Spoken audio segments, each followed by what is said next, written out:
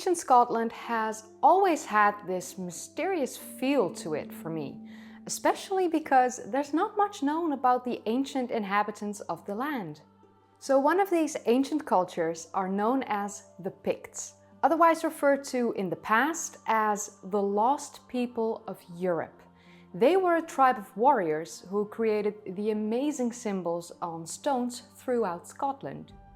These ancient warriors left a legacy that's without a doubt not fully understood, and they seem to have quite suddenly disappeared from the face of the earth.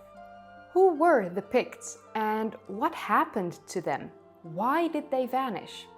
So my name is Kaylee, and in this video I will tell you what we know about these ancient people from the land of the Scots. So let's start with where the name Picts came from and where they lived in Scotland. The name Pict comes from the Roman word picti, which means painted people. This is thought to refer to their practice of tattooing and/or their practice of body painting. It seems that they might have painted themselves blue, especially in wartime, to look more fierce on the battlefield. Around 1700 years ago, the Romans started to refer to these tribal people in this way. So the Picts lived in what is now the east and north of Scotland, including the Orkney Islands, Shetland Islands, and the Outer Hebrides. According to the medieval scholars from England, like for instance the English monk Bede, the Picts lived north of the River Forth in Scotland. Yeah, do that sentence 5 times, north of the River Forth.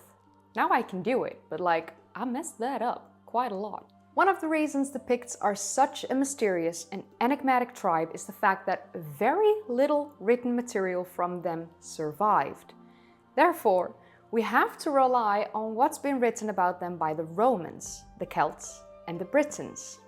How reliable these sources are is something we may never know. Therefore, we should take caution when we attempt to understand this ancient tribal group of people from the sources that are available to us. So where did the Picts come from? Unfortunately, this is one of the biggest mysteries surrounding these people.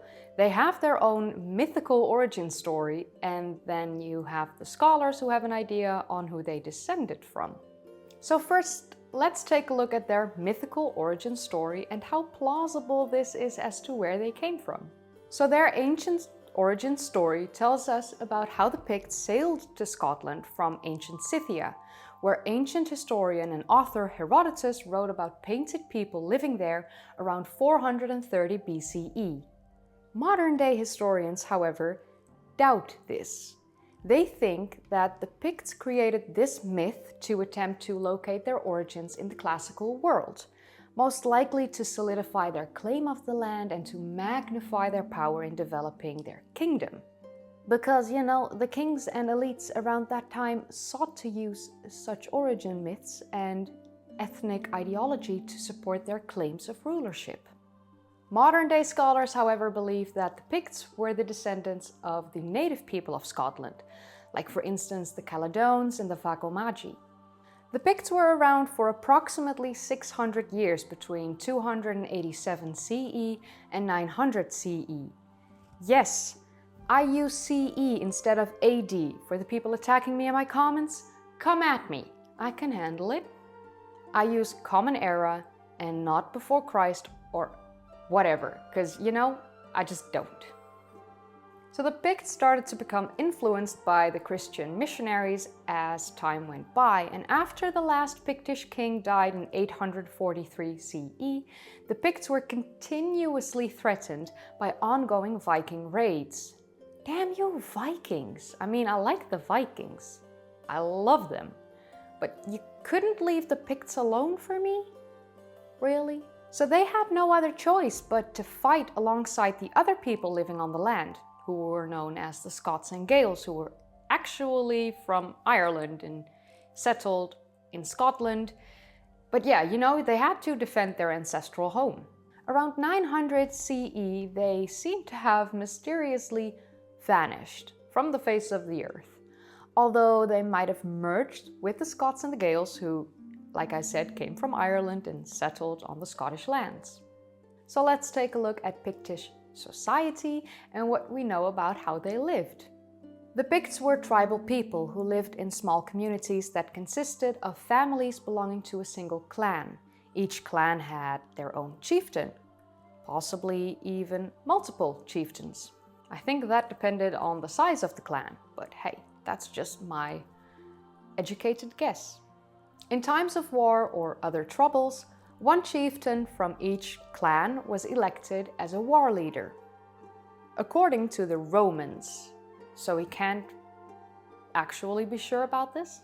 When there wasn't war, the Picts were farmers who sowed crops and herders who raised cattle, sheep, and pigs, and they also hunted and fished. At the archaeological site at Rhynie, researchers uncovered a large Pictish settlement dating from the 4th to 6th century CE. This settlement has shed much light on the everyday lives of the Picts and their material possessions. So the researchers found timber and turf structures during their excavations. In these structures, they uncovered numerous artifacts, including pins, brooches, one of the largest collections of metalworks from early medieval Britain, wine amphorae imported from the Eastern Mediterranean, and shards of glass drinking beakers from France. Sophisticated, drinking Mediterranean wine from glass drinking beakers that came from France. Et voilà!